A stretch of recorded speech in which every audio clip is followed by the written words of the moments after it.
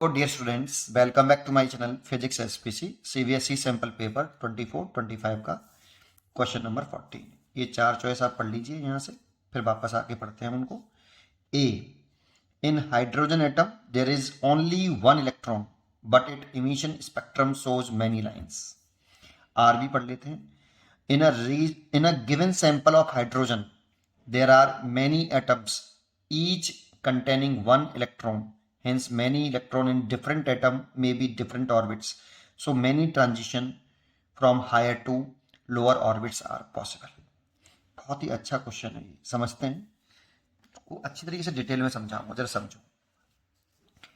जानते हो ये एटम्स में स्टेट होती है बेटा। सबसे लोअर एनर्जी लेवल वाली स्टेट को हम बोलते हैं ग्राउंड स्टेट, उससे हायर एनर्जी लेवल को बोलते हैं हम excited state, first second third fourth, और सबसे लास्ट सबसे हाईएस्ट एनर्जी लेवल को बोलते हैं हम आयोनाइजेशन स्टेट। हाइड्रोजन एटम के लिए ये एनर्जी का फॉर्मूला होता है, टोटल एनर्जी माइनस के 13.6 एन स्क्वायर, ये नंबर ऑफ स्टेट है, एन पावर 1 इलेक्ट्रॉन वोल्ट में होती है। जब इसमें एन पावर 1 डालते हैं तो इस स्टेट में जो इलेक्ट्रॉन के पास एनर्जी होती है, टोटल एनर्जी होती है, वो 13.6 इलेक्ट्रॉन वोल्ट होती है माइनस में। और इस स्टेट में एन जब 2 पुट करते हैं हम इस वाले में तो माइनस के 3.4 इलेक्ट्रॉन वोल्ट होती है। और सेकंड एक्साइटेड स्टेट में आपके माइनस के 1.51 इलेक्ट्रॉन वोल्ट होती है। ऐसे ही मैंने सब में निकाल के रख रखी है, आप एन की वैल्यू पुट करते जाइए और ये टोटल एनर्जी निकलती चली आएगी।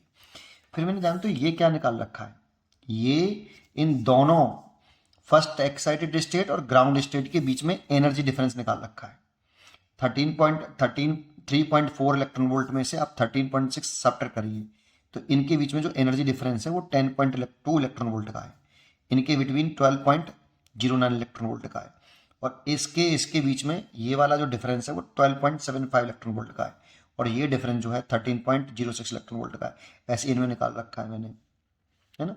ये क्यों निकाल रखा है, इसी से रिलेटेड क्वेश्चन है बेटा। ये आपको देखो काम का आएगा, अभी थोड़ी देर में समझिए, मैं अच्छी तरीके से समझाऊंगा, आपको जरूर समझ में आएगा ये क्वेश्चन। अब जरा समझिए, मान लो कि हमारे पास एक ट्यूब में बहुत सारे हाइड्रोजन एटम है, ये बहुत सारे हाइड्रोजन एटम है। मैं पहले सेकंड वाले को लेकर चलता हूँ। कह रहा ना, in a sample of hydrogen there are many atoms each containing one electron. ठीक है, ये मेरे पास बहुत सारे हाइड्रोजन एटम्स हैं, ऐसे बहुत सारे हैं, ठीक है। और इन सभी हाइड्रोजन के एटम के पास एक एक इलेक्ट्रॉन है। अब इस पर मैं रेडिएशन इंसिडेंट कर रहा हूँ, कोई रेडिएशन इंसिडेंट कर रहा हूँ। मैं मान लेता हूँ उस रेडिएशन में 0 से लेके लैम्डा की वेवलेंथ के, सॉरी 0 से इन्फिनिटी वेवलेंथ के, मेरे को मालूम है कि 0 वेवलेंथ का कोई रेडिएशन नहीं होता, इनफाइनाइट लेंथ का भी कोई रेडिएशन नहीं होता। एज्यूम कर लो 0 से लेके इन्फिनिटी वेवलेंथ तक के सारे रेडिएशन प्रेजेंट हैं। That means all energy available है इसके अंदर, सारी एनर्जी प्रेजेंट है, क्योंकि वेवलेंथ इज इक्वल टू होता है 12400 divided by E electron volt, और ये एंगस्ट्रॉम में आता है बेटा। ऐसे ये एक्चुअल में ये फॉर्मूला है, ई बराबर कितना, एस सी बाई लेमडा। इसको सॉल्व करते हैं तो ये आ जाता है बेटा, ठीक है। अब इस पर ये इंसिडेंट किया रेडिएशन, दैट मीन्स एनर्जी डाली, तो ये एटम क्या करेगा, एटम का जो इलेक्ट्रॉन है, एक इलेक्ट्रॉन, वो क्या करेगा, एनर्जी एब्जॉर्व करेगा। एनर्जी जानते हो, कोई सी भी एनर्जी को वो एब्जॉर्व नहीं करेगा बेटा। ऐसा नहीं कि इलेक्ट्रॉन, ये जो ग्राउंड स्टेट में जो इलेक्ट्रॉन होते हैं किसी भी एटम के, जैसे ये न्यूक्लियस हो गया, ये न्यूक्लियस हो गया, इसमें ये एक इलेक्ट्रॉन है, ये हाइड्रोजन एटम हो गया, तो ये इलेक्ट्रॉन किसी भी एनर्जी को क्या नहीं करेगा, एब्जॉर्व नहीं करेगा। ऐसा नहीं किसी भी एनर्जी को एब्जॉर्व कर लेगा, इसमें तो सारी एनर्जी अवेलेबल है बेटा। इस इंसिडेंट रेडिएशन में सारी एनर्जी अवेलेबल है, लेकिन किसी भी एनर्जी को ये इलेक्ट्रॉन एब्जॉर्व नहीं करेगा। कौन सी एनर्जी को एब्जॉर्व करेगा भाई, तो देखो ये कौन सी एनर्जी को एब्जॉर्व कर सकता है, 10.2 इलेक्ट्रॉन वोल्ट को कर सकता है, क्योंकि इलेक्ट्रॉन यहां से इस ऑर्बिट ग्राउंड स्टेट से फर्स्ट एक्साइटेड स्टेट में जाने के लिए कितनी एनर्जी चाहिए, एनर्जी गैप के बराबर, तो 10.2 इलेक्ट्रॉन वोल्ट चाहिए। ग्राउंड स्टेट से इलेक्ट्रॉन को सेकेंड एक्साइटेड स्टेट में जाने के लिए कितनी एनर्जी चाहिए, 12.09 चाहिए। ग्राउंड स्टेट से इलेक्ट्रॉन को थर्ड एक्साइटेड स्टेट में जाने के लिए 12.75 इलेक्ट्रॉन एनर्जी चाहिए, और यहां से इसको जंप करने के लिए फोर्थ एक्साइटेड स्टेट में इतनी एनर्जी चाहिए। तो केवल ये इतनी एनर्जी वाले जो रेडिएशन होंगे उनको केवल एब्जॉर्व करेगा, है ना। ऐसे बहुत सारी एनर्जी लेवल्स हैं इसमें, तो मैंने केवल कुछ पर्टिकुलर बता दी। तो जैसे ये एब्जॉर्व कर लेगा, तो यहाँ अगर एक स्क्रीन बना लें तो उनको एब्जॉर्व कर लेगा, बाकी को जाने देगा, बाकी के रेडिएशन को पास होने देगा, बाकी रेडिएशन पास हो गया, और जो एब्जॉर्व कर लिया इलेक्ट्रॉन ने वो यहाँ स्क्रीन से मिसिंग होंगे। बताओ इसमें से कौन सा रेडिएशन मिसिंग होगा? वो सारे रेडिएशन मिसिंग होंगे जो इसके अंदर जो इलेक्ट्रॉन है उसने उसको क्या कर लिया होगा, उस एनर्जी को एब्जॉर्व कर लिया होगा। बाकी की सारी एनर्जी यहाँ पे प्रेजेंट हो जाएंगी, दैट मीन्स बाकी के सारे रेडिएशन यहाँ प्रेजेंट होंगे। तो इसमें से कौन कौन से मिसिंग होंगे पहले बताओ। मिसिंग बताता हूँ, तो ये डार्क बैंड बनेगा बेटा, डार्क, ऐसे जो मिसिंग होगा वो डार्क बैंड बन जाएगा यहाँ पे। जैसे 10.2 इलेक्ट्रॉन वोल्ट वाला मिसिंग होगा ये, क्योंकि जैसी एनर्जी डालोगे इसमें सारी एनर्जी अवेलेबल है, जैसी डालोगे तो 10.2 वाली इलेक्ट्रॉन एनर्जी को ये इलेक्ट्रॉन क्या कर लेगा, एब्जॉर्व कर लेगा, और यहाँ से ग्राउंड स्टेट से एक्साइटेड होके एनर्जी को लेके फर्स्ट एक्साइटेड स्टेट में चला जाएगा, हायर एनर्जी लेवल में चला जाएगा। तो 10.2 वाला इलेक्ट्रॉन वोल्ट मिसिंग हो जाएगा। और कौन सा मिसिंग होगा? 12.09 वाला मिसिंग होगा। तो एक 12.09 की डार्क लाइन आएगी, 12.09 इलेक्ट्रॉन वोल्ट की, और एक आपकी 12.75 ये मिसिंग होगा, और एक आपका 13.06 इलेक्ट्रॉन वोल्ट एक ये मिसिंग होगा।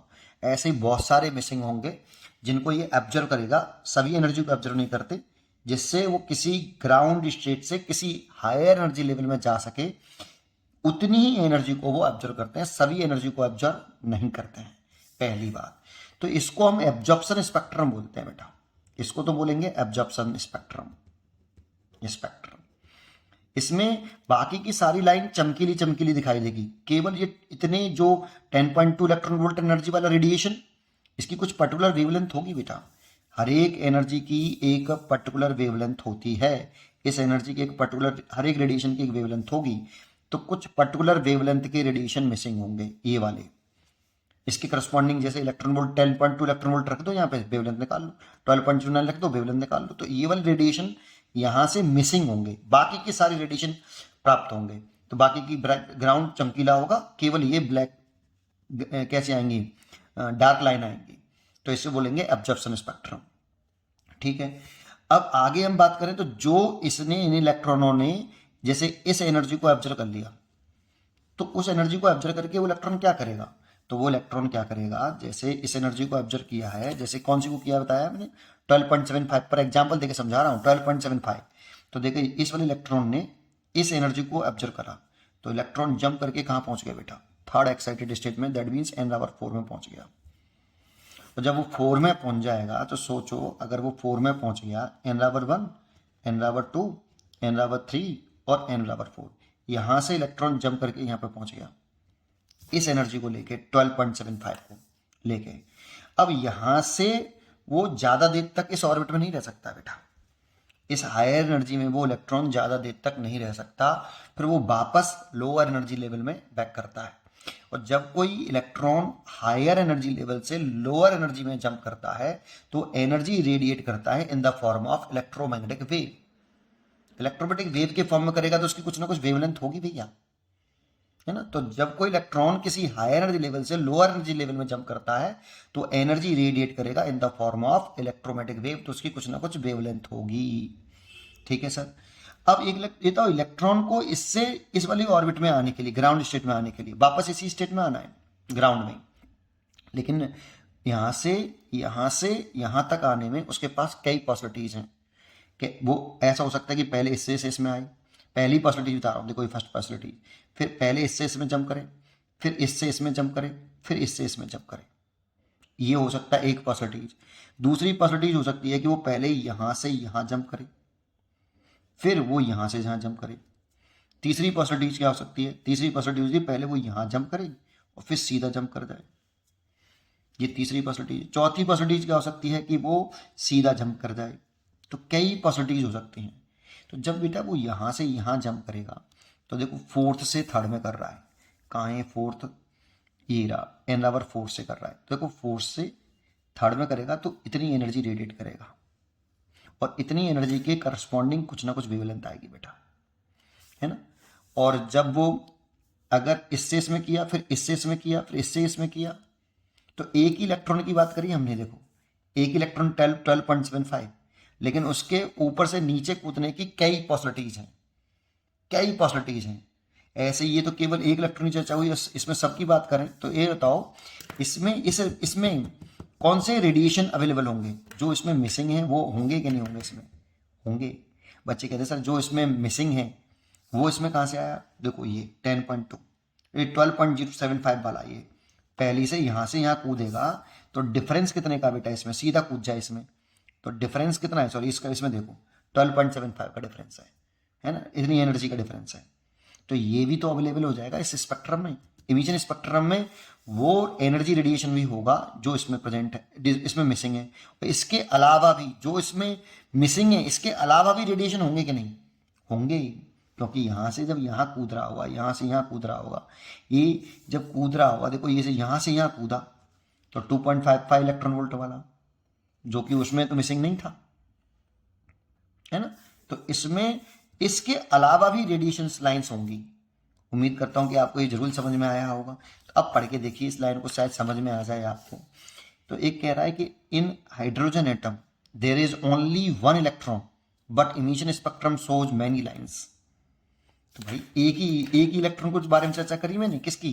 12.75 इलेक्ट्रॉन वाला एनर्जी ली, यहाँ जंप करा, तो ये एक इलेक्ट्रॉन था, लेकिन जब वो लौट रहा है तो उसकी कई पॉसिबिलिटीज हैं, तो कई लाइन्स आ सकती हैं यहाँ पे, ठीक है। इमिशन स्पेक्ट्रम में कई लाइन आ सकती हैं। तो ये लाइन तो ट्रू है भाई, ये लाइन ट्रू है। In a given sample of hydrogen there are many atoms. अब मैंने इसमें तो मैंने एग्जांपल में लिए थे, मेनी एटम्स लिए थे, तो many atoms each contain one electron, ठीक है। Hence many electron of different atoms may be different orbits, वो तो ठीक है, different. So many transition from higher to lower orbits are possible. तो कई तो ट्रांजिशन पॉसिबल हो गए। ट्रांजिशन का मतलब क्या है? एक एनर्जी लेवल से दूसरी एनर्जी लेवल में जंप करने को ट्रांजिशन बोलते हैं। तो कई एनर्जी ट्रांजिशन पॉसिबल है बेटा। तो ये वाला भी ट्रू है, इसीलिए किस पे टिक करना चाहिए? तो इसमें कह रहा है कि ये दोनों बोथ ट्रू और एक्सप्लेनेशन इज करेक्ट, तो यही सही चॉइस है बेटा, दोनों ही ट्रू है। देखो यहाँ पे तो रीजन जो दे रखा है वो नॉट करेक्ट एक्सप्लेनेशन कह रहा है, तो ये तो गलत है। यहाँ पे ये ट्रू कह रहा है, ये फॉल्स कह रहा है, ये बोथ फॉल्स कह रहा है, तो ये भी गलत है। तो ए चॉइस इसमें टिक करनी चाहिए, इसका जो आंसर होना चाहिए वो ए टिक करना चाहिए, ये वाला टिक करना चाहिए। उम्मीद करता हूँ कि आपको ये जरूर समझ में आया होगा। पढ़ते रहिए और खुश रहिए।